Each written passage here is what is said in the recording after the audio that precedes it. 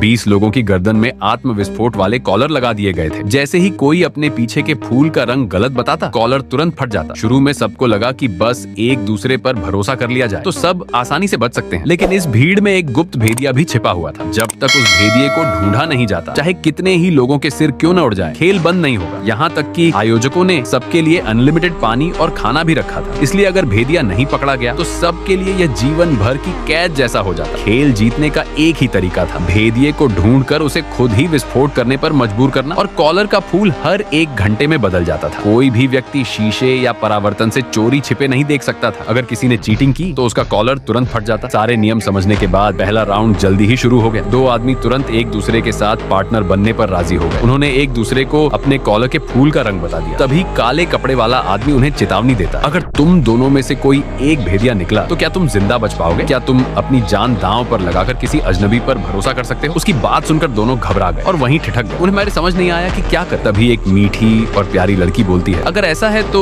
क्यों ना हम सब एक छोटा ग्रुप बना, सब एक दूसरे को अपने फूल का रंग बता देंगे, इससे सब बच जाएंगे। उसका ये सुझाव कई लोगों को पसंद आया और वे उसके ग्रुप में शामिल हो गए। लड़की ने भी सबको स्वीकार कर लिया। जितने ज्यादा लोग, उसका ग्रुप उतना मजबूत। एक आदमी सस्पेंडर पहने लड़की के पास गया और बोला कि वह उसके साथ टीम बनाना चाहता है, क्योंकि वही पहली थी जिसने खेल के नियम समझाए थे। उसे लगा कि वह जरूर एक ईमानदार इंसान होगी। दोनों ने एक दूसरे को अपने फूल का रंग बता दिया। पहला राउंड खत्म होने को आया। सब लोग सेल में गए और अपने अनुमान का रंग बता दिया। इस बार सच में कोई नहीं मरा। खेल दूसरे राउंड में प्रवेश कर गया। कॉलर का रंग बदल गया। सब फिर से एक दूसरे को रंग बताने लगे। तभी एक गंजा गुंडा एक आदमी को जमीन पर गिरा देता है और उसे मजबूर करता है कि वह उसका रंग बताए, क्योंकि उसने पहले भी इसी तरह हिंसा करके राउंड पार किया था। आदमी को परेशान होते देख नीली शर्ट वाला उसे उकसाता है, उसे झूठा रंग बता दो। आदमी डर जाता है, लेकिन गुंडे के डर से वह उसका सही रंग बदलकर गलत बता देता है। गुंडा खुश होकर चला जाता है। आसपास के लोग चुप रहते हैं, क्योंकि मरने वाला वो खुद नहीं है, शायद गुंडा ही भेदिया हो। उसे हटाना बुरा नहीं। गुंडा आत्मविश्वास से गलत रंग बोल देता है और सच में उसका कॉलर फट जाता है। अब खेल सच में जानलेवा बन चुका था। गुंडे की मौत के बाद भी खेल जारी रहता है। नीली स्कर्ट वाली लड़की अकेले पड़े आदमी को अपने ग्रुप में शामिल कर लेती है। वह बिना सोचे मान जाता है, लेकिन लड़की उसी को भेदिया घोषित कर देती है, क्योंकि वह पहला व्यक्ति था जिसने झूठ बोला था। उस पर शक होना स्वाभाविक था। ग्रुप के लोग उसकी बात मान लेते हैं। वे मिलकर उस आदमी को धोखा देते हैं और उसका सिर भी उड़ जाता है। खेल चलता रहता है। लगातार गलत हत्याओं से सब डर जाते हैं। 2 जिंदगियां यूं ही खत्म हो चुकी थी। पीली स्कर्ट वाली लड़की को अपराध बोध होता है। नीली स्कर्ट वाली उसे नोटिस करती है। उसे लगता है कि